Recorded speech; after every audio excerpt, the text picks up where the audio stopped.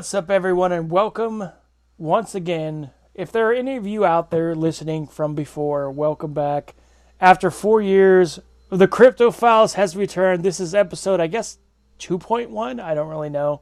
I'm here, and are we giving you a new name this week? No, fuck it. Okay. The Killbot's here, and it feels so good to be doing this, buddy. And if you'd have told me a couple years ago that we'd be back here doing this, I would have probably said you were insane. Oh, I'd have probably blocked him on Facebook if somebody would have said that. Like, no, I don't want to do it anymore. Yep. Yeah, it's awesome. It is. I mean, I've done... I'm going to release this on the Bump of the Night thing just to pick up those listeners. And I did that for a while. This was my second ever podcast after Moviecopia, my first ever paranormal, and we just had a blast doing these, and I'm sure it's going to be the same going forward. Oh yeah, a lot of waters went underneath that bridge, and I first off, I'm going to go ahead and put it out there. I am not current on any paranormal news, Bigfoot news, cryptid news, UFO news. I'm really not, and I'll get into it later in the show. I got kind of, I don't know, I don't want to say burnt out on it, but I thought the state of some things got a bit ridiculous. And yeah, I'm not in either. I'm just doing what we did before, just like pulling stories and accounts. Like, I don't even know anything about the current scene or anything like that. Yeah, same here, buddy. And because I've always enjoyed the stories. Like, that's what we always did with this show, and that's, I think, what we both enjoyed. I have to agree. And, you know, the any paranormal podcasts I listen to are normally accounts and stories. That's what I'm going in there to listen to it for. And, you know, that's what you're going to get for it with us. So. Yeah, and when we started this, there wasn't anything exactly like I wanted to listen to, and I'm like, well, let's make something, you know. I wonder if there still is. Like, I don't even know. I don't know. There's a couple Bigfoot, you know, podcasts, or probably more than two even now, I'm sure, that are encounters, and that's, you know, that's entertainment. That's great, you know. But stories is where it's at. I'm with you, buddy. We kind of have everything here. I mean, we both have Bigfoot stuff. I bring a little bit more of, every once in a while, some haunting things, and you'll get a nice variety. I'm trying to think back. I remember, I don't think we ever told this story on the air, but we had a guest who we won't name, partially because I forgot his name, who we waited for an hour and a half for, and he never showed up. It was like our first guest. I remember us being so bummed at like 2 a.m. We're like, well, we better record an episode. Yeah, we waited a few hours. We're like, I'm thinking he's not going to show. Did he ever get back to you? I had to get back to him, and okay. I guess he was busy, and I don't even think that I haven't seen anything from them at all. Much like somebody else who we won't name that was supposed to do a show that you and I were involved with that I don't think ever materialized. What is? I don't remember. I'm being super vague. I'll just say a Bigfooter with our friend Boss. Oh, okay. Vaguely, okay. Because I remember, like, I was pulled into, like, it was a group chat with me, you, him, and I forget who else, and the dude kept, like, putting it off, and I finally said I was done with it, and I don't think he ever showed up. Oh, yeah, I don't know.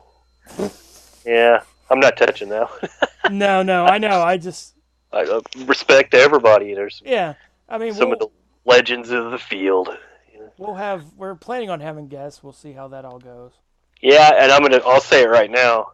You know, if you're listening to this, you're a friend of mine, and you're into Bigfoot or paranormal. At some point, I will probably be hitting you up to come on here. And I'm going to throw this out here, just so I don't forget. If you're a listener and you have a paranormal experience, I got to set up the email because I do not remember the password for our email anymore. So like a new one. Yeah, we'll make a new one. If you want to email us your experience or come on and tell it, like, we would love to have that. Yeah, that would be awesome. Well, I've got a couple people I'm definitely be hitting up, and I know they've had some stuff happen, and hopefully that works out. Cause you had mentioned one to me that was very interesting. Yes. So, who wants to start this off? Why don't you start it off? All right. Let's see here. All right. This is a Phantoms and Monsters encounter. And we are fueling up for the first time in 5 years, 4 years, whatever it is. Cryptophiles 1 is still in operation. Ooh! I don't know where we're going, because this doesn't really say, I don't think. Tennessee. We're going to Tennessee. Yee-hoo! Yeah! America! Whiskey. Mark! Titties! Well, I don't know about that. Why not? I don't know. So, this is for phantomsandmonsters.com, and Lon says, I received a telephone call from an eyewitness in Tennessee on February 26, 2018 at 6:15 a.m. Wow. That's early. Lon's number must be all hours. The account he gave me was one of the strangest I have ever heard or read. Okay, here we go. Uh-oh. We're going back to 1985, buddy, when I was 2 and you were not 2. No, man, we were jamming to Wham, and... Well, I wasn't jamming to Wham. I was gonna... Wham jammers were jamming to Wham. If you were jamming to Wham, that's fine. No, not really. Anyway. 85, yeah, rad. I'm going to watch that. I've said it before, I'm going to make myself watch it. I'll find Bigfoot first. You'll be surprised. Okay. In early summer 1985, the witness, Roe, and 2 other friends were in the Land Between the Lakes National Recreation Area. They were exiting the park while traveling south on Route 49, which is the Woodlands Trace Byway, towards Dover, Tennessee. The 3 men were sitting together in a Ford Ranger. The driver, J.M., and R.O., sitting beside each other. The other friend, T.G., was sitting on the passenger side. It was early evening and still light out. As they approached a curve in the road, an older model gray-colored sedan was in the opposite lane coming towards them. The sedan slowed as if to make contact with the witnesses. As J.M. and R.O. looked at the other driver, they were soon horrified at the sight. Ah! R.O. stated that the other driver had wild, bushy hair and wore glasses. Oh. When the person turned their head towards them, the eyes appeared to be oversized. Ooh. The driver's window was open. Suddenly, this being, or humanoid, extended its head out of the window as the neck stretched to an incredible length. The face shape-shifted to take on a bizarre, contorted appearance. Huh. I'm picturing Don Knotts. I cannot do a Don Knotts impersonation, but if I could, I would. I ain't getting. Oh, listen to this shit. The head was now upside down and looked at them, at the same time making loud woo-woo-woo and howling noises. Oh. It was a dreadful vision. R.O. and J.M. were totally shocked and in utter fear to the point of tears. J.M. accelerated away from the other vehicle. Run, J.M.! J.M., put the pedal to the metal! We just lost some Tennessee listeners. We did, but hey, we love all of you. We're just, trust me, I'll rip on Pennsylvania if there's a Pennsylvania story too. At the same time, the other friend, T.G., never reacted to the sight of the being. He was either asleep or was immobilized somehow. He was stoned! He was stoned. He had no idea of what had just taken place. The encounter was so disturbing to R.O. that he literally begged J.M. to turn around and go back so that R.O. could... Cool. Wait, here's the Tennessee thing. So that R.O. could kill the being with his rifle. Oh, who does that sound like? Lucas McCain! I was going to say, a pantsless one. Yes. R.O. told me that he never felt so repulsed before. That he had an overwhelming reaction that he must eliminate this abomination. I could just hear this guy in my head talking. I gotta eliminate that abomination. We gotta find Travis Crabtree and get this done. JM refused to do so and continued driving away towards town. R.O. stated that the incident remains fresh in his mind and that he will always be fearful that he may once again encounter the being. He asked me to contact J.M. in order to verify the event, in which he did, though he refused to elaborate on this encounter. I have no idea what these men confronted that day, but I would appreciate any related information that can be provided. Hmm. That's creepy. When it turned upside down, the head, that's what got me. Yeah, that's what I was like. Kind of like the kabuki. As I said before on shows, I don't read these ahead of time to get like an honest reaction. And when I read that, I was like, oh God. So what would you like to take Crypto 1? All right. If we're going to have unless you have something else to say on that. No, that's just creepy. I mean, what do you say to that? I'm thinking it was an alien, maybe. I kind of like vision like a Slender Man type kind of. I was thinking that too, yeah. Big eyes. I'm going to get you, boys. You better skedaddle. Do you have your passport? Because you're going to need your passport here, buddy. I don't, but we'll pretend I do. And I don't know, I guess we can get into this country. You ever heard of the Venezuelan hairy dwarves? No, but that's creepy. I don't think we're banned from Venezuela, so I think we'll be good. It's kind of cool here. This is from Cryptid Wiki. Whatever that is. Cryptid Wiki. Go to Cryptid Wiki and type in Venezuelan hairy dwarves, and you get a picture of this hairy dwarf. Looks like a small Sasquattle type something or other. Alright, here we go. The Venezuelan hairy dwarfs are a variety of hairy humanoid that is shorter than the average human. Unlike the more normal types of hairy humanoids such as Bigfoot, hairy dwarfs are technologically adept. Ooh, wow. Huh. Oh. In fact, they are often associated with UFOs. Oh. In the early days of the UFO craze, witnesses often reported that the aliens were hairy dwarves instead of the classic greys that seem to be most popular today. In time, hairy dwarf reports became much less common. Hairy dwarfs are hardly ever reported today.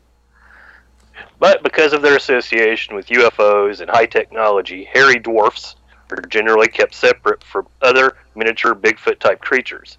The proto-pygmy, a creature that has behaviors more typical of mystery primate or primitive human.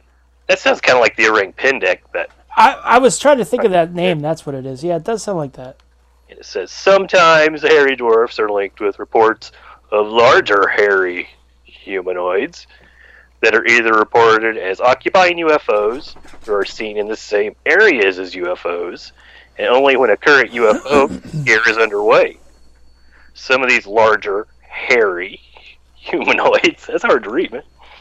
It's hard not to laugh saying large and hairy humanoids when you revert to being a 15-year-old when you're hanging out with your buddy here.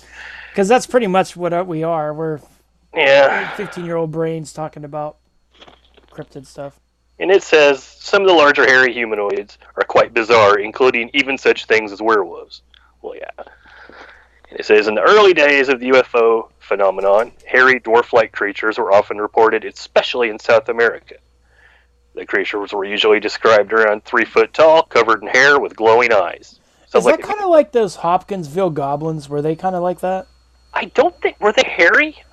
I don't think, but they were... I remember they were short, I think. They were jumping around, too. And it says, unlike the other alien types, such as greys, these are way more animalistic in nature, often relying on brute force. Which is... That's kind of interesting. I've not heard anything of the Venezuelan hairy dwarves. I haven't either, and brute force sounds like a death metal band. Brute force with opening up for Venezuelan hairy dwarves. I bet there is a band called Brute Force. I bet there is. Google image it. Bet you'll see some. I'll pass. So, where are we heading? I don't really have a location because I think it's all over the place for this. Ooh, interdimensional? Just kind of all over the world. Oh. So we are going to, instead of the airplane, we're going to take the crypto boat. Oh. Because this article is entitled, if I could actually get it to move up. Okay. Get your speed up. Weird encounters with frogmen, gillmen, and other amphibious humanoids. Now, this was the first article I found for the show when we decided to do it. And I have very high hopes for this just because of the title. He's got high hopes. He's got high hopes. Didn't I used to sing? I feel You like did used to sing. I need to sing some more, I guess. That was one of the big draws of the show. Cut this out. It was. I'm trying to open this something here. God. Yeah. Okay. All right, so we're going to go all over the bog. Down on the bayou. This is from Mysterious Universe, and it is written by, let's see. Irma Gersh. Oh my god, could you imagine if he wrote a cryptid article? I would read it. He'd probably write a book on the Hat Man. The Hat Man. It'd be a flat bill hat bra. Yes. This is written by Brent Swanser. And, okay. Among the various aquatic... They use so many big words in these articles. Among the various aquatic anomalous reports over the years, including sea monsters, lake monsters, and mermaids, certainly in a class all its own are the various reports of strange amphibious humanoids, typically described as reptilian, frog-like, or fish-like, as if something straight out of the creature from the Black Lagoon. Or I was thinking of the Shape of Water. Because isn't that creature from the Shape of Water, isn't it kind of like a gill man? Maybe the Little Mermaid. I haven't seen that yet. I haven't either, but I heard the creature's supposed to look like Gilman. Ooh. You sound very excited. I am. These outlandish accounts tend to fly into the extreme fringe of cryptozoology and defy any real effort to understand or classify them. That's what I was going to say. Like, cryptozoology is a fringe in general, but then you have stories that are even fringe to cryptozoology. It's fringier. Yeah, it's more fringiest. Like the 70s, but only 70s are. Only adding to the mysteries that the world's waterways hold within their depths. Here's a selection of some of the weirder of such encounters. Perhaps the most well-known of these tales of such beasts is that of what has come to be known as the Loveland frog of Loveland, Ohio, in the United States. So I guess we're going to Ohio first. For some Loveland frogging. Yeah. I wonder if there's a lot of love in Loveland. With frogs. There's like all kind of... I picture like a row of brothels with frogs. Frog brothels. Would that be a frothel? I was just going to say. Frothel. It probably would. Can that be the name of this show episode? Frothel. Yeah, Cryptophiles episode 2.1, The Frothel. The Frothel. One of the earliest accounts of this... Oh, we're going to be frolicking. We're going to frolic with the frogs. Frolic with us on Cryptophiles. You can frolic with us on Cryptophiles. Let Jesse frolic you. Jesse might have frolicked in Gettysburg, but... Oh! After Hours with Jesse. Yeah, that's a new segment. After... One of the earliest encounters of this frog-like mystery monster... Nice segue.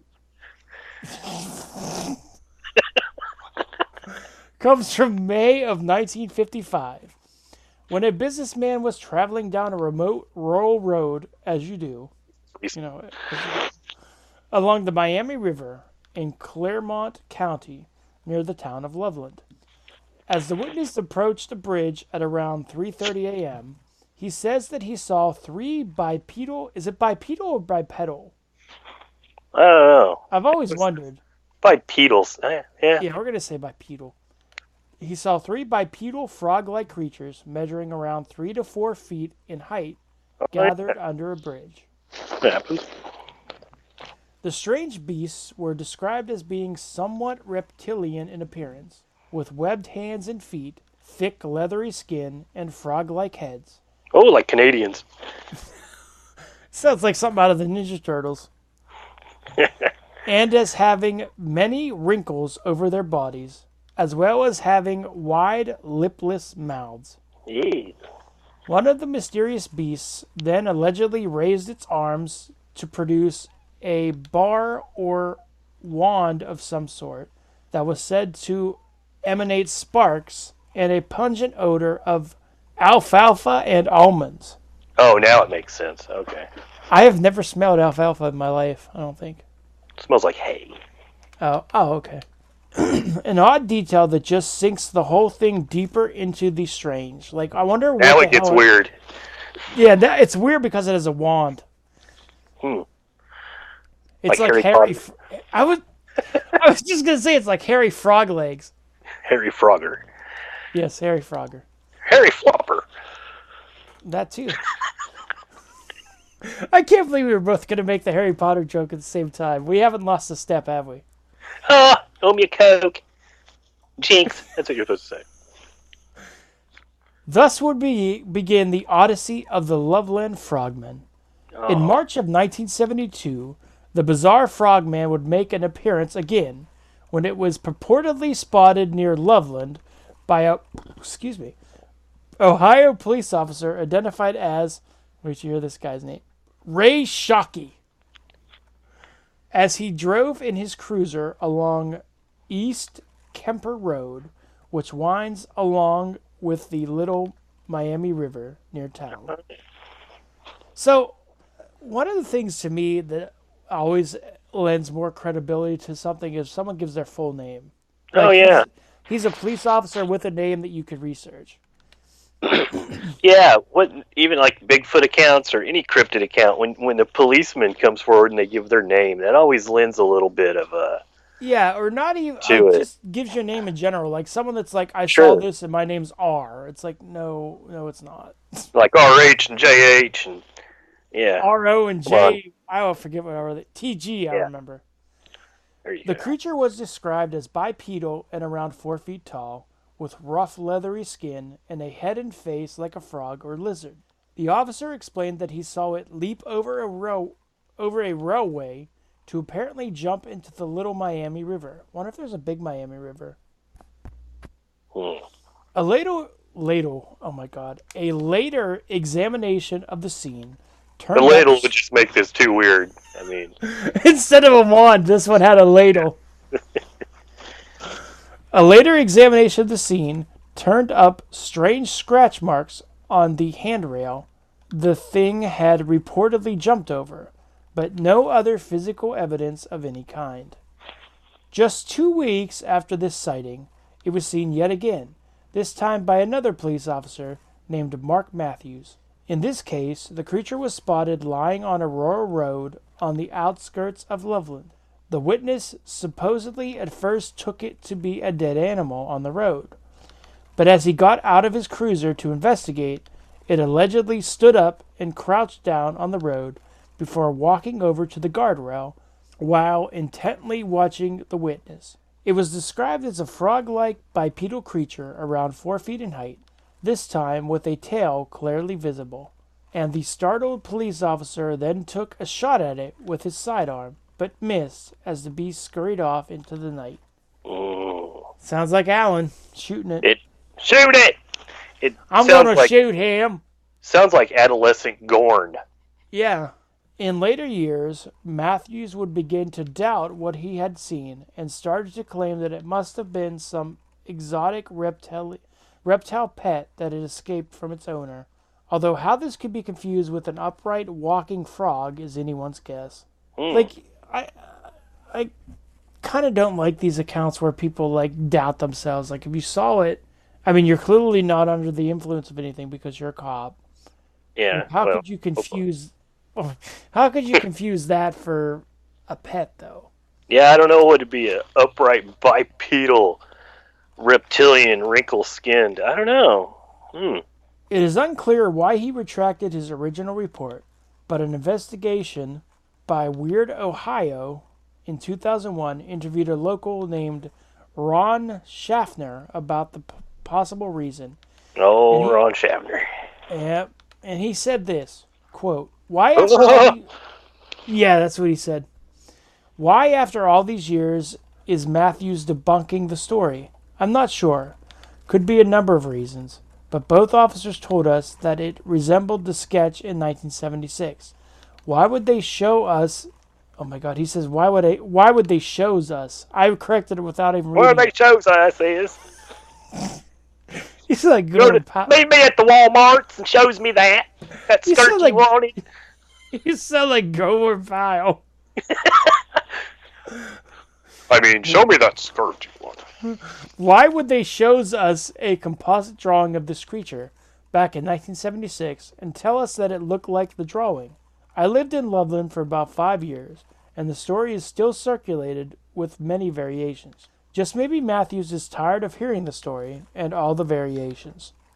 There's pictures of this thing. I should send you this article and see what it looks Stop like. talking about the time I seen that frog. I'm sick of talking about it. Shut your mouth.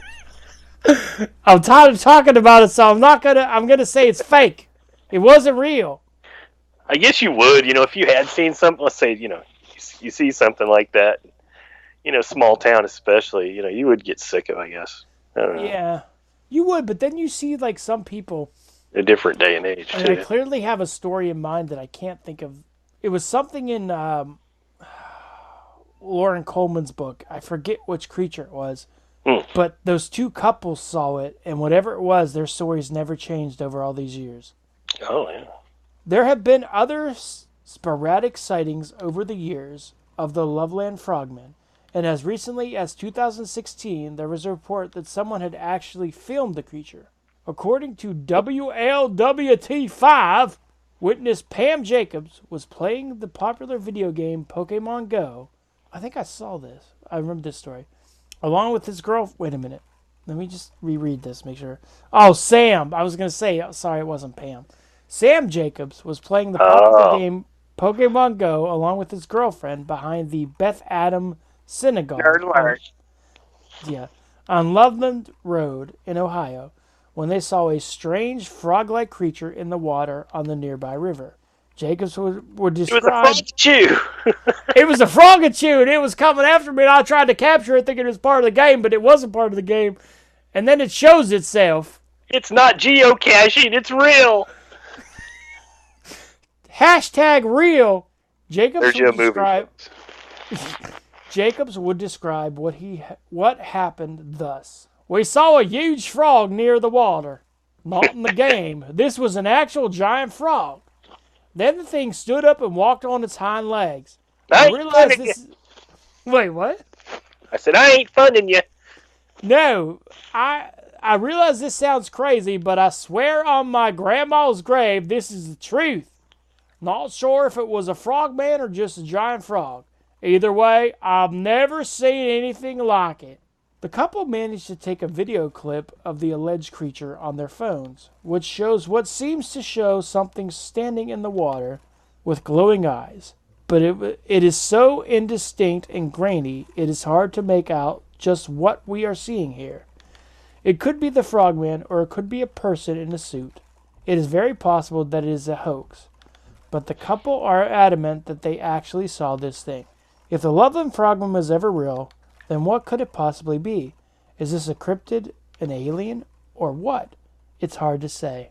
That's the only thing, like, if I ever saw something, no one would ever believe. I feel like we could have an alien body on, like, CNN, and people still wouldn't believe it. No, absolutely. Like, an alien or a Bigfoot could walk into a camera shot and talk, and people wouldn't believe it. That's Bob Euronymous in that suit. That's a ghillie suit. That ain't real. It's a Mickey ghillie suit at that. He must have got that down at the Costco. Let's see. Okay. Another very well-known case of some sort of amphibious beast in the Ohio River seems to describe some sort of fish man in its waters. In August of 1955. Wow, 1955 again. I think it's going to be the amphibious episode, because this is kind of a long article here. Oh, it's because of all the atomic war testing and stuff got in the water. I saw one of them damn Godzillers. One of them Godzillers. He was wagging his tail and he was coming near us, and I wanted to stay away from him. First, I thought it was a Frankenstein's, but it wasn't. Because Frankenstein doesn't have that long of a tail. I don't think he has a tail at all. He just walks around being afraid of fire. This sumbitch swam. Just walks around afraid of fire. That's all he does. Throwing little girls in the water. They should know how to swim anyway. He drowns little girls and talks to blind man. And I heard that down in Poughkeepsie, Florida, there's a flying turtle. I'd like to see that. What's he? That's Bigfoot skipping turtles across the way there. I heard his name is Gamera. Okay, in August of 1955, oh, we got a name here. Mrs. Darwin Johnson. Oh, that's serious. This is like Darwin, like on Bewitched. I was thinking. Darwin. Mrs. That's a Darwin. frog man. Diddle-diddle. Mrs. Darwin Johnson claimed that she had been swimming in the Ohio River near Evansville, Indiana, when she was pulled up. Oh my God! Oh He no! was going to rape her. It was a frog man, honey. I swear. It wasn't the mailman. It was a frog man. She was pulled underwater by a reptilian creature of some sort, which grabbed. If you had a nickel for every time, you know. Wait, do you hear this? Which grabbed her knees and yanked her under the waves. Oh, knee fetish. Honey, I'm sorry, Clyde. He had a knee fetish. He tried to grab me.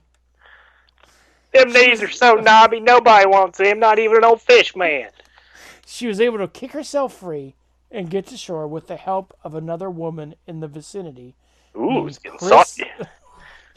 Named Chris Lambo. Chris is spelled like a man's name. According to the report, there was a green palm print on the victim's leg. Oh my God, it touched her knee, which would not fade away for nearly a week. Oddly, a mysterious figure claiming to be... WD-40, get that right off. He's got to put a little elbow grease in it. Oddly enough, wait a second, I missed it. Oddly, a mysterious figure claiming to be with the army reportedly later approached the two women. There's a typo here. It says approached the two women. Them two women. Them womans. Them womans up front of the Walmarts. Saw them frogmans. Driving their old station wagons. Sir, And it's racist. why? I said station wagon. Let's move on. Told the two women and discouraged them from telling anyone of the encounter. That means the military knows. Military knows. Also from the Ohio River are sightings of something strange in October of 1975 at the portion of the river that runs across the northern boundary of Milton, Kentucky. Oh boy, we're getting into Kentucky now. Oh yeah, son. Fire in the mountain, run, boys, run! Described in cryptozoologist Lauren Coleman's book, Mysterious America, one witness, a Clarence Gable, one of who's related to Clark, claims that there was a massive frog-like creature lurking in the area of his junkyard. Oh, this is great.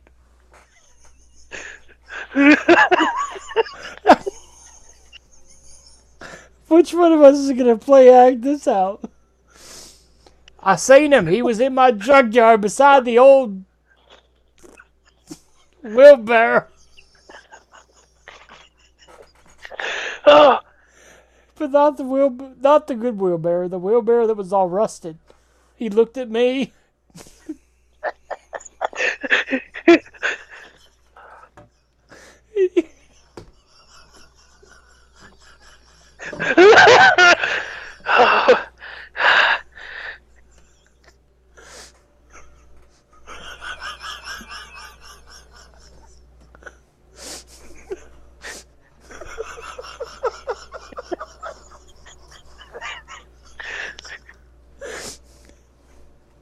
I can't even finish it. And he gave me one of those come hither looks.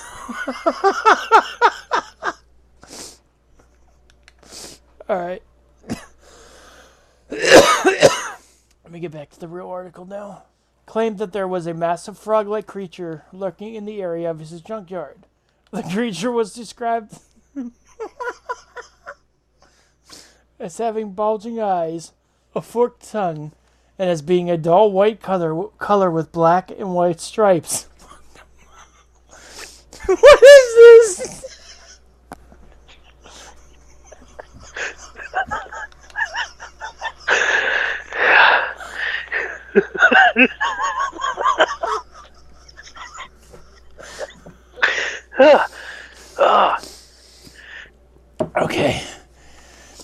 Other witnesses at around the same time would see the same or similar creature around the Ohio River at Trimble.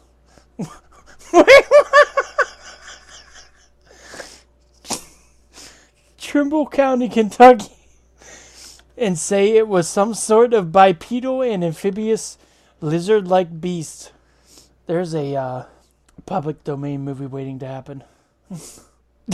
Did I lose you? You there? I thought I lost you. Okay. I had it on mute. Oh. I said a bunch of shit. Oh, shit. Okay, what were you saying? Oh, it's probably best to throw it on there. I don't know. We're almost done, I think. Other quote guilt...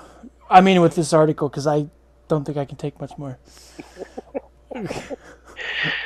In the 5 years I've ever podcasted, I've never laughed that hard in my life. I think I had a seizure. I think I did too.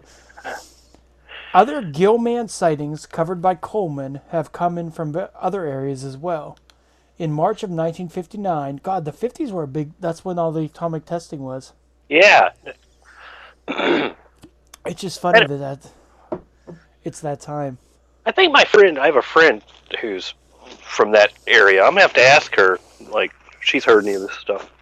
Yeah. I mean, you would think if you're, like, if it's as prevalent as they're making it, you would have heard the stories. Oh, there's just frogmen everywhere.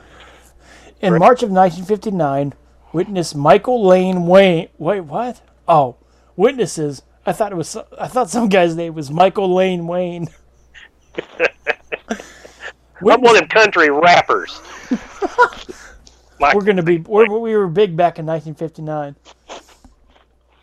Witnesses Michael Lane, Wayne Armstrong, and Dennis Patterson sighted a green-eyed, 7-foot-tall, seemingly armless humanoid at Charles Mill Lake in Mansfield, Ohio, that left behind tracks like the flippers of scuba divers.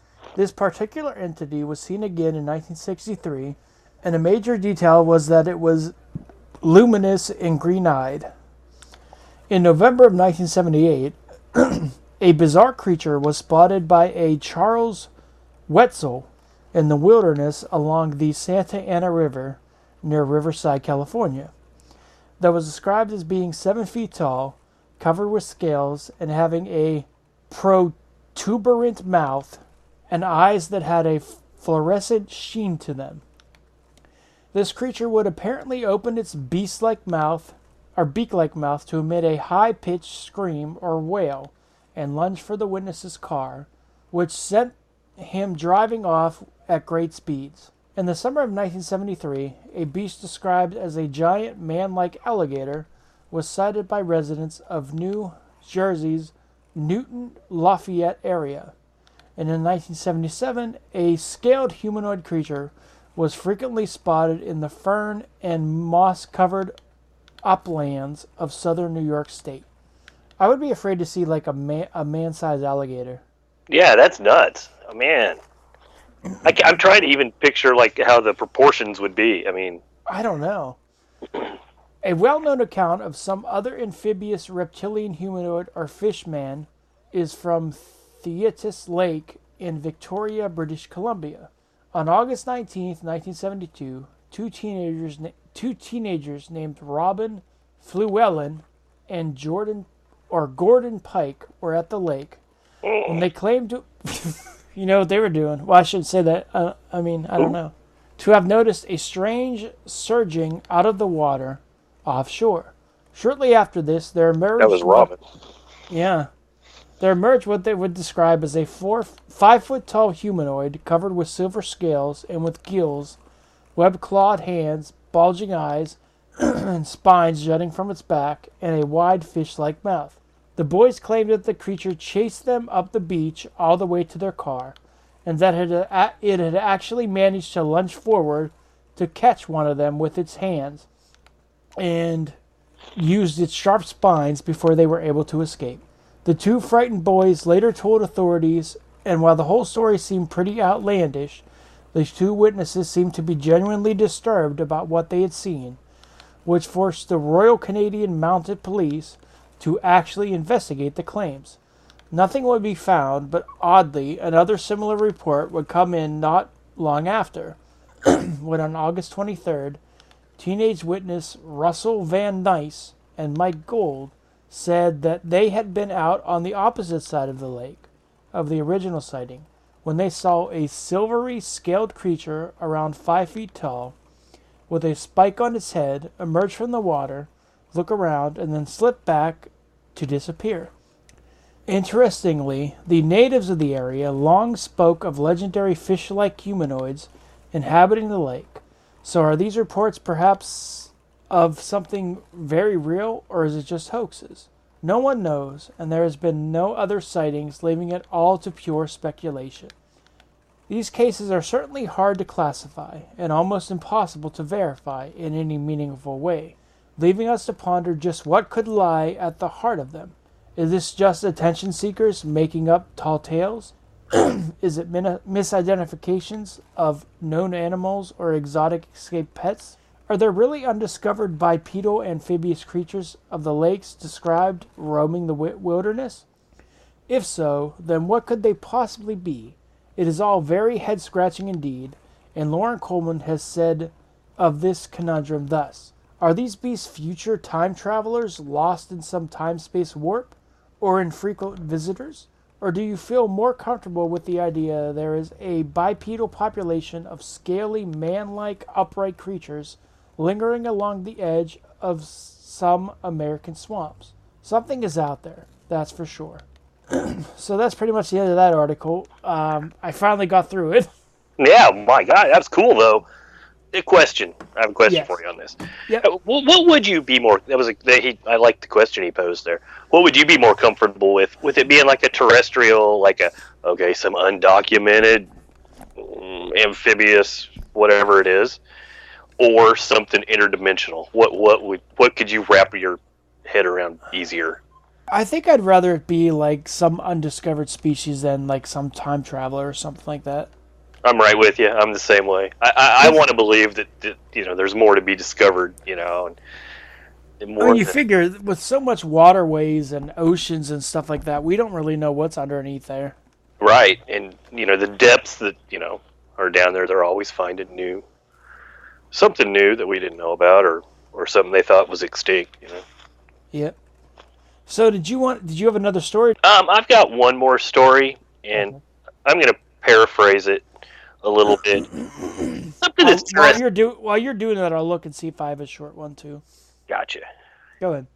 This is I was trying to find a good article on Sasquatch sightings in like city areas, like bigger cities. I have a good one for next week. 2 weeks. You Have Hurt My Friend. This early American Sasquatch story is one of the eeriest. So I'm going to save that for next week. No, I'm already. Yeah, that sounds awesome.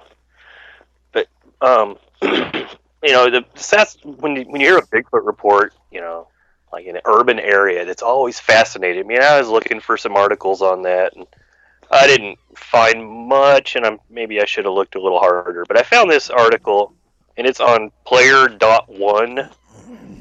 And I haven't either. And it was from 6/9/17. So it's not that old, but. No. They get into kind of Bigfoot lore. I'm not going to get into that. Excuse me. And they get into the Patterson Gimlin footage, and then let's see here. I'm going to jump up here. Okay, Roger Patterson and Bob Gimlin captured 954 film frames of a female Sasquatch crossing a dry creek bed in 1967.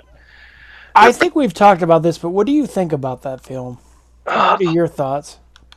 Man, I struggle. I don't know. I really... Bob Gimlin seems straight up legit to me, so I base it on that from just what I've seen, and some kind of mutual friends that know more about it than me. Now, if it was hoaxed or not, I don't know. Do I think it was Bob Euronymous in that suit? No, I really don't. I think that was kind of proved. He was kind of proved to be an ass. So I don't know. I guess I'll go 90-10 in favor. Okay. How about you? Um, I'm kind of the same thing. Like, I feel like it's one of those things like Roswell where you're always going to have like people that debunk it, but in the end, something really happened there. Right. I would think. Yeah, and I'll quickly go through. I mean, anyone listening to this, it probably knows about the Patterson Gimlin footage of '67. Didn't someone slow it down recently? I thought I saw that Yeah. too. I cannot think of his name. I don't know who, but I remember like that was a big thing. Was it Yeah, last year or 2 years ago? Maybe. might have been 2 years ago. Yeah. But it was the famous Patterson Gimlin film was shot deep in the woods of Northern California alongside Humboldt County's Bluff Creek, 25 miles from the nearest town, and accessible only by logging roads. But what happens when Bigfoot, perhaps pushed out of their comfort zone by human encroachment and habitat destruction, show up in our urban areas? And this is what I was kind of interested in. The prospect is really interesting.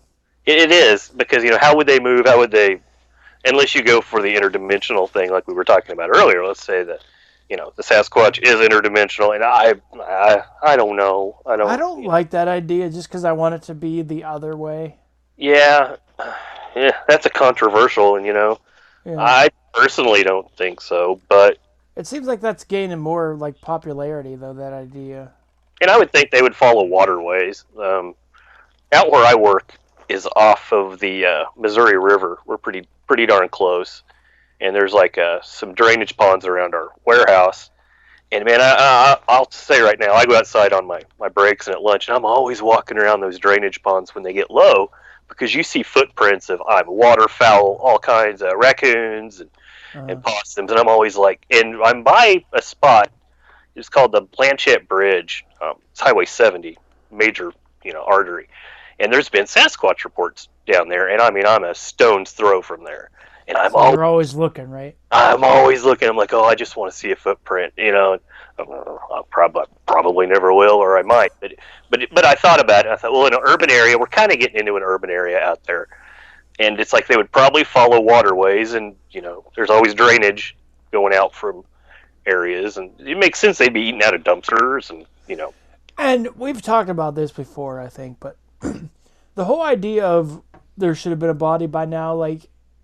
I mean, these things are smart enough to avoid us. I think they're smart enough to hide their bodies when they... Like, I don't think you need to find a body. Like, the body is the only reason the biggest proof that they're not real. Yeah, and I could definitely see why a non-believer or skeptic... I do too, but I mean... I could play devil's advocate. There's stranger things in this world, to me, than Bigfoot. I mean, we have bobcat in Missouri, and have I ever seen a bobcat skeleton? No, I never have. So, I mean, and I've been out in the woods quite a bit, but I don't know. Have you ever had anything, like, remotely similar to, like, a Sasquatch encounter? Nothing at all, no. Never heard, like, something walking around you or anything, because I've heard that. Some people say they heard, like, they don't know what it could be anything, but, like, my cousin was saying they heard, like, heavy footsteps one time in the woods. Oh, yeah, okay. No, I haven't. No, I wish I had. Well, you and I need to be the two people that do have that experience, because... And some would say, no, you don't wish you had that if it... I see that too. Out there, yeah. And I don't know how I feel about that, but about whether it would be a good idea or a bad idea. But of course, being like we're passionate about the subject, so if it wasn't coming after me, I think it would be okay. As long as it's not coming, yeah, right. Yeah. I think you're right. One bluff charge, even. Oh, I'm out of there. I think. I don't know. I always wonder what would kick in, if it would be adrenaline and be like, I want to see what I can see, or if it would just be flight, Yeah. I don't know. Probably the latter. So I totally derailed your story there. Oh, no, not at all. Okay, where was I here? Okay, any rundown of the most convincing Bigfoot sightings, and this person says in parentheses, or in quotations, a woefully unconvincing collection are catalogs of wilderness adventure starring people far from civilization experiencing a creature that's alien in humanness. This is written on. What is that? I don't even know what that means. It's alien in its humanness. Huh. It's no coincidence, I don't pre-read these either, it's no coincidence that the famous sightings are those far from civilization, since their remoteness takes on its own shade of evidence, arguing against the simplest explanation, a misidentified person or human hoaxer. But they aren't necessarily the average encounter. And this says the Bigfoot Field or Research Organization, or BFRO, has been collecting Bigfoot sightings since '95, but their database of sightings, archived state by state and county by county, contains sightings going back decades earlier. Searching through their archives for sightings in the United States' top 20 urban areas reveals a surprising count. Okay, here we go. And here's what I was really wanting to get into tonight. I could have probably jumped everything right there, but That's all right. And it says they've been seen along Miami and Orlando highways. And it says a tall, hairy figure with a pointed head was reported watching a couple as they cleaned a trailer park just outside San Antonio. A mysterious ape. Oh, they were in San Antonio. No, I think, okay, let me read this here. A mysterious ape dogged a hiker. It dogged a hiker. Now, what I does think that even mean? Our English friends or friends in England, I think dogged is a different meaning than it does in America. So, that's a really bad thing. Anyway, just outside Los Angeles was when this mysterious ape dogged this hiker. And it says part of a sightings trend that had some cryptozoologists speculating that Bigfoot migratory patterns take them just north of the second largest population center in the country. This is written horribly. Two people saw something large and grayish that scared the crapt. This says the crapt. C-R-A-P-T. You're even reading it in that tone. You're like C-R-A-P. C-R-A-P-T. Crapt. You're getting ready out of us as they drove past a Phoenix Budweiser factory in Auburn, Washington, located between Seattle and Tacoma. Nursing home employees claim to have witnessed a Bigfoot digging through a dumpster. Bigfoot might even be squatting in abandoned Detroit properties. Oh, that's interesting. Yeah, it is. And it says multiple soldiers on training exercises around Camp Pendleton, just north of San Diego, have reported apes in the hills. Following several late 60s sightings, a San Diego sheriff's sergeant described pulling over a prominent local psychiatrist who kept a .44 Magnum on his passenger seat and said in case he ran into three, and there's what he calls these things, zoobies, Z-O-O-B-I-E-S. Huh. And it says 7-foot-tall upright apes that have been stalking his family, even imitating their human voice. And it says the Chicago suburbs are, by eyewitness accounts, surprisingly infested with Bigfoot or similar creatures. Huh, it's in Chicago. Huh. Footprints were reported in Bedford. We'll have to ask our friend Gary about that. Yeah, we will. And it says footprints were reported in... And I looked at St. Louis, and I didn't really find anything urban area in St. Louis. But footprints were reported in Bedford Park, while an ape with a tan and reddish hue and a wedge-shaped head made chimpanzee noises in Glen... Hue. A reddish hue. And here we go. In 1974, a man saw an 8-foot blackish-brown ape playing peekaboo in the headlights of his car outside of Chicago. And he says, "We thought it was a werewolf because we were kids," he later reported. Okay. And this is there have even been Bigfoot sightings in New York City, bringing the cryptid into proximity of 8.5 million people. And it says a rash of sightings was recorded on Staten Island in the 70s. And it says the creature responsible has since been dubbed, this is cool, Trash Squatch. I guess he was going through trash Squatch. Yeah, I guess so. It said more recently, a Fort Greene videographer claimed to have caught a Bigfoot on video in Brooklyn's 585-acre Prospect Park. And it says the footage isn't likely to convince anyone. And it says, contrast these accumulated urban anecdotes with typical deep woods Bigfoot sighting, and it conjures a deeply strange animal, and at once ubiquitous and vaporous, but strangely enough, this confused portrait of Bigfoot may be the norm in the wild and inhospitable in no man's land the creature is typically inhabited to. And it says, Pierce County in the state of Washington stretches from Tacoma on the shoreline of the Puget Sound out to Mount Rainier National Park. That's a neat area up there. Capturing inside its border. Yeah, I have a friend who lives up there. It's pretty neat. And low-lying urban coasts, alpine cordillera, and Rainier itself, an immense stratovolcano whose explosive potential may one day endanger the Seattle metropolitan area. Just 54 miles to the northwest and its nearly 4 million residents, Pierce County enfolds a highly trafficked port, urban sprawl, and narrow band of farms separating civilization from some of our country's most primal ruggedness. This landscape, with cities, homes, and businesses pressing against the Cascade Mountain Range, is topographically and ecologically suited for encounters between us and nature's hidden secrets. And it says, accordingly, Pierce County has more Bigfoot sightings than any other county in the United States. The BFRO lists 75 sightings in Pierce County stretching back to 1970. And it says, Bigfoot is seen most where humanity resides. But what does that say? Bigfoot is seen most where humanity resides, but rules only incompletely. And that's pretty much it. You can go on to read this article, like I said. It is at this thing I've never heard of. I can never get back to the top of it. There it is. Player.org. But any time I hear, like, I've always wondered about, these Bigfoot sighting in New York City or Chicago area. Yeah, I mean, you would think they would. I think they would, if they're real, obviously, they would avoid population areas, but you would think they would have to crop up at some point. Yeah, and like with encroachment, like they said. But yeah, I wonder if that area in Washington they were kind of talking about with all the sightings going back, if that was like the Olympic Peninsula. It didn't say that, but that's So I found, to end my portion of the night, this is from the, I guess I should read the title of the book. Okay. It is why won't it? My computer decided, or my thing I'm reading from decided to freeze. I think it's the Bigfoot Encyclopedia by Nick Redfern. Oh, cool. And I had the article up and it decided to go away. Okay. That is, I want it. Yeah, that's what it's called. The article I found, just kind of going through this real quick, is the Central Park, New York creature.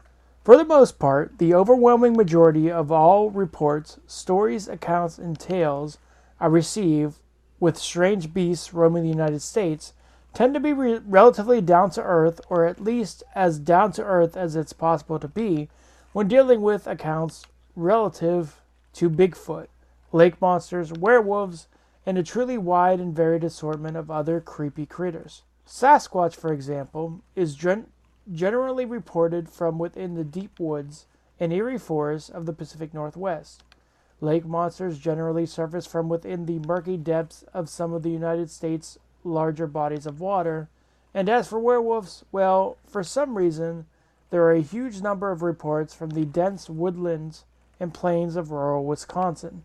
I have a friend in Wisconsin. I should ask her if she ever saw a werewolf. And just see what she says. I should be like, have you ever seen a werewolf? But she'd be like, yeah, on Bray Road. Wait. That would be so hot. Is that Wisconsin? No. I think it's Michigan, isn't it? Oh, yeah, I think you're right. I lost my place. God. Yeah, I know. God. Okay, here we go. In other words, in those places that are very much dominated by long stretches of wilderness, forests, and deep lakes, strange creatures absolutely proliferate. Jesse likes to be dominated. I do not. That is not true. But what do you do when someone earnestly tells you that they have seen a distinctly weird creature roaming around the fringes of New York's Central Park? It's the norm, isn't it? That's what I was going to say. Of all the places one would least expect to see a cryptid creature of any sort, New York Central Park has to top the list. Yet reports have been made. Well, you try and listen very carefully to what the witness has to say, and you do your best to try and come to some meaningful conclusion, which is what I attempted to do when I was on the receiving end of an email from a man named Barry, who claimed to have seen a very strange beast in the park itself, back in 1997. I was worried for a second that we were going to see 1959. Oh my gosh. It's like a Stephen King book. Yeah. Of course, the date of the case meant that the trial had long since gone cold. And I do mean that quite literally, too. But that didn't stop me from at least taking the time to sit down with the witness while he was on a managerial training course in Waco, Texas, which is only a relatively short drive from my Arlington, Texas hometown. Or home, I should say. I did say hometown. Barry's story was certainly one of the wildest I have ever heard. However, I learned a long time ago that the world of cryptozoology and modern hunting can be a very strange and surreal one. And for that reason, I also try and give everyone a fair hearing, which is precisely what I did with Barry. I feel like it should say, young Barry told me the story. Barry. An assistant manager at a certain prestigious hotel that overlooks the park, Barry told me that on the day in question, which was a sunny weekend in either June or July 1997, I've always been kind of thrown off by that when someone doesn't remember the exact, month at least, of the, you have a life-altering experience and you're going to say, oh, it was either June or July. Yeah, that would. You think something that big, yeah. Mm. He was strolling through the park. Oh, he was strolling. Wow. Tra-la-la. Strolling. While on his lunch break. Gingerly. As a store worker. All was utterly normal until as he approached one particular tree and bush-shrouded area. He peed on it. He took a giant piss. It's mine! Mind spoke to him and said, pee on this bush. He was shocked to the core when out of nowhere, an unknown animal burst wildly through the foliage. Ah!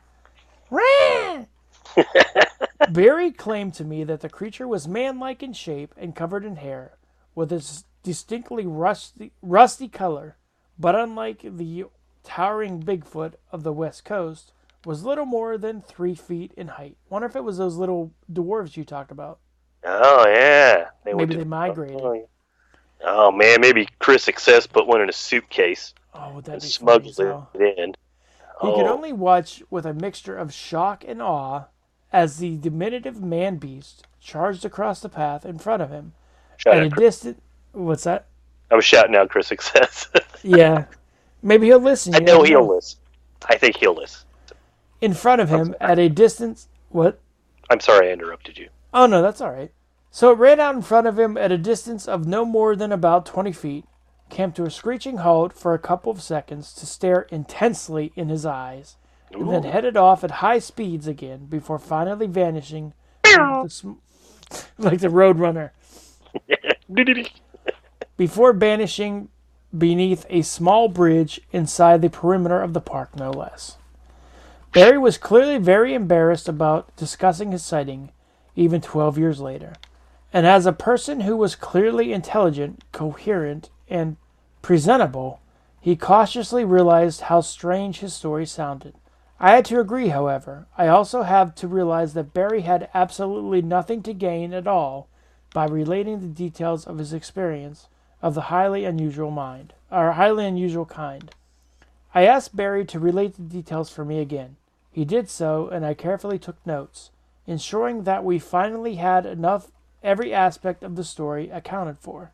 He admitted that the facts were scant, aside from his unswerving position that for a few brief moments in the summer of 1997, he saw a small, hairy, man-like beast scurrying across the grass of Central Park. As I admitted to Barry, there was really very little that I could do, aside from carefully blogging the details of the tale in my database, and seeing if anyone else had anything else of a similar nature ever surfaced. Unsurprisingly, and most assuredly has not so far. Barry was just one of those very odd, fringe cases that seem to perplex from time to time those of us who dare to dig into the world of Bigfoot and its smaller compatriots. That was an interesting story. I mean, he could have also seen like a small, hairy, homeless man. Naked? That lived under a bridge. It makes sense. I mean, it's possible. It is New York. It is New York. I don't know, Barry. Barry, come on the show. Yeah, come on the show, Barry. It was a very interesting story, though. Yes, it was. It really was. So last but not least, do you have a perils this week? Bringing back the perils of Pennsylvania. Indeed, I do, sir. All right. This is of the feline variety, Oh shit. and also it's a kind of popular movie right now. And, Oh, I know where you're going. I think. yeah, and it was also as a political movement, and I lost my article. That's the thing that always surprised me, though. Like, nobody ever seems to talk about that the name of that superhero is totally in line with the movement. Yeah, for real.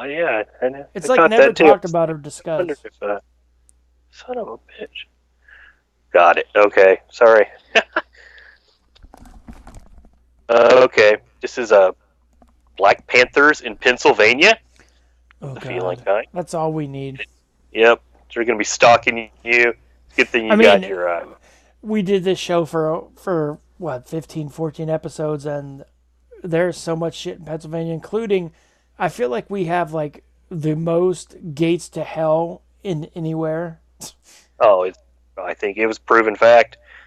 I'm surprised you're back. I mean, I thought in the hiatus something might have happened.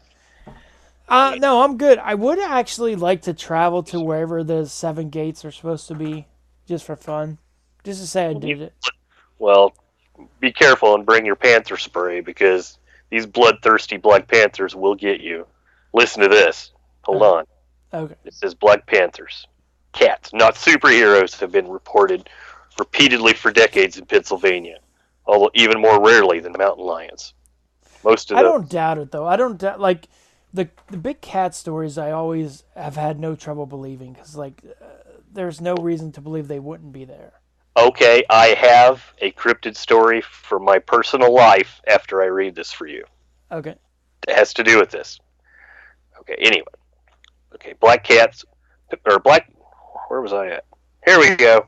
And it says, many of those making the reports generally assume they have encountered some black phase of a mountain lion, but some ascribe to a theory that the black cats are some different unknown species.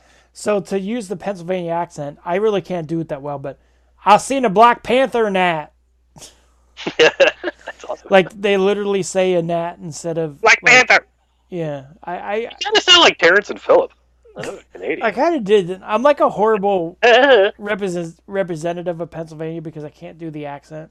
There was a panther down there, gnat. I think your normal accent's Pennsylvania to me. Oh, trust me, there's far worse. Worse? Oh! You have Look up on YouTube Pittsburgh Dad, and you'll see what I mean. Okay.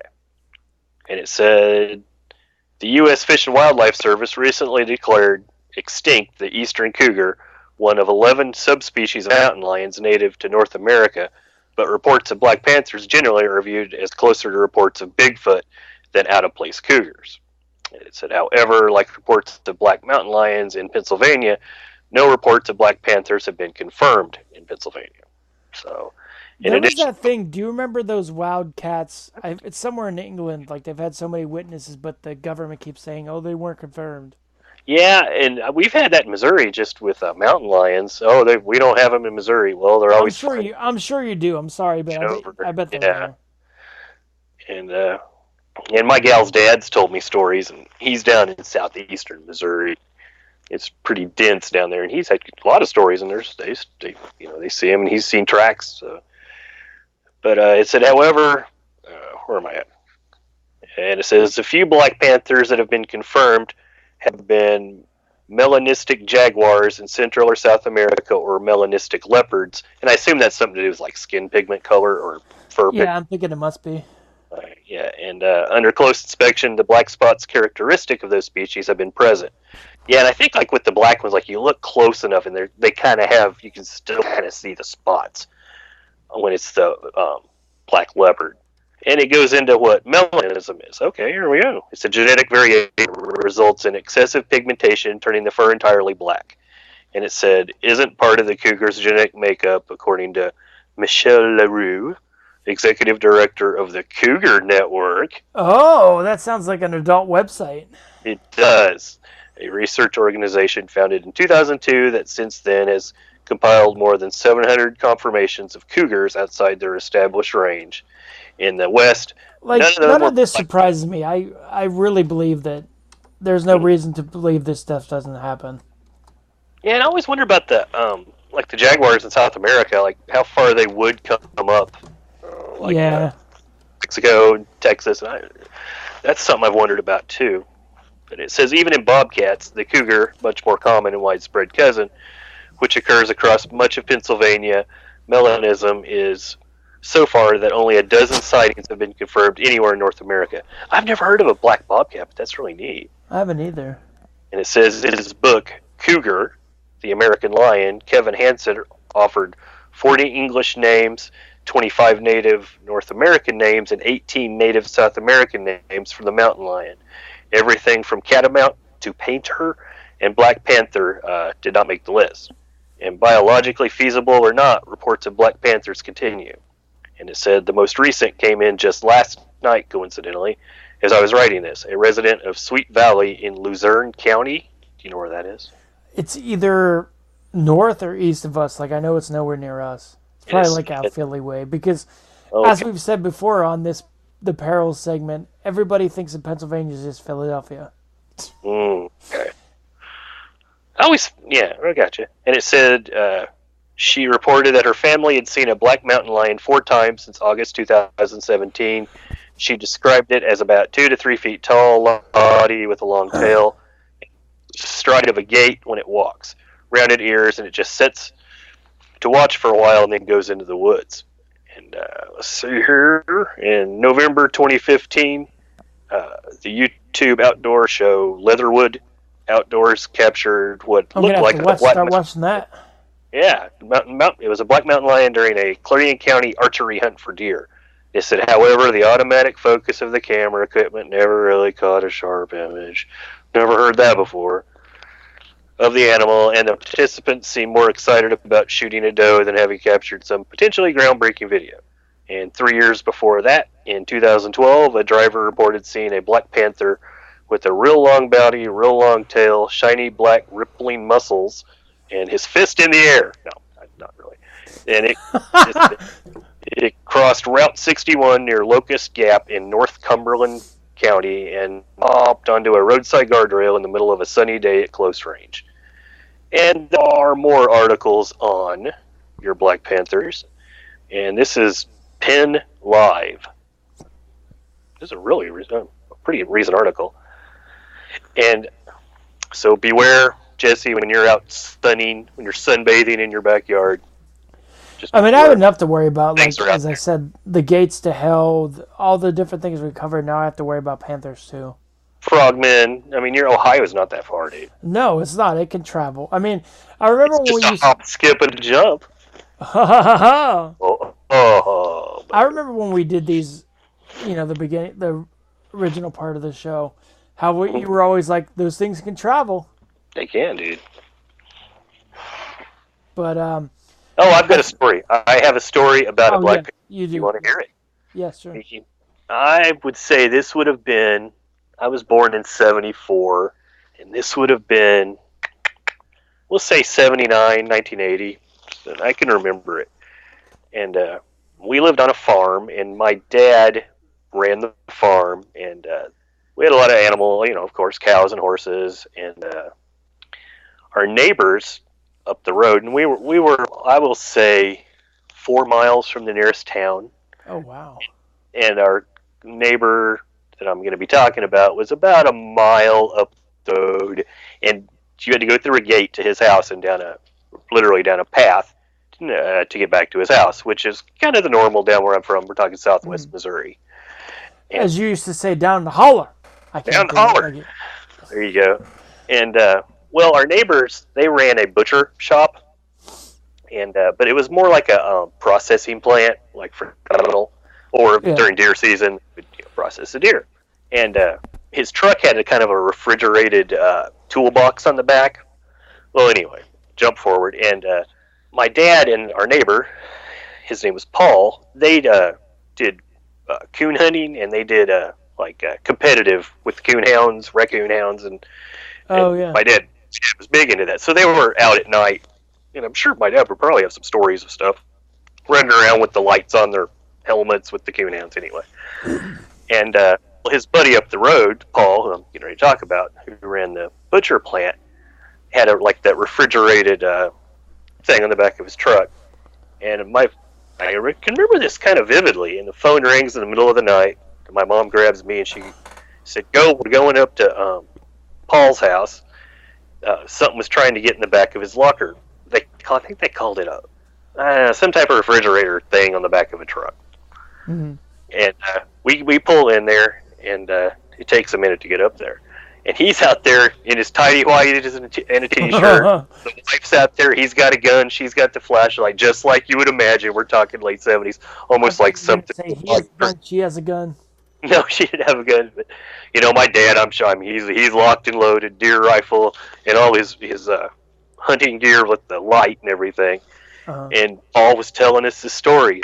They heard something. The dogs were going crazy in the middle of the night. And I guess, either there was meat still in it or it smelled like meat from the, being in this cooler thing. Oh, yeah. And something's trying to get into it. And they shined the light out there, and they swore up and down it was a black panther. And I wouldn't doubt it. And they went out with the dogs, and I don't know. I guess they never, saw anything or anything after that. But I remember it vividly being like, was I 5 or 6 years old, and it scared the heck out of me. Oh, I bet. And there was some stories growing up the old timers would tell about black panthers down there, and I wonder if it's a pigmentation thing with the mountain lions. I wonder. That's really interesting if it is. Like, I never heard of that. It's always fascinating. We'll have to do more Black Panther and maybe even just mountain lion sighting stories in the future. Those fascinate me. I've always been interested in any like displaced animal sighting. And I know in California, they're having problems with the mountain lions attacking people, especially cyclists, because a cyclist on a bicycle, it looks like a deer to the. Oh, okay. I mean, they will jump out and jump on your back, bite you on the back of the neck, and so you be careful out there, Jesse. I will. When I cycle, I'll be careful. On your spandex.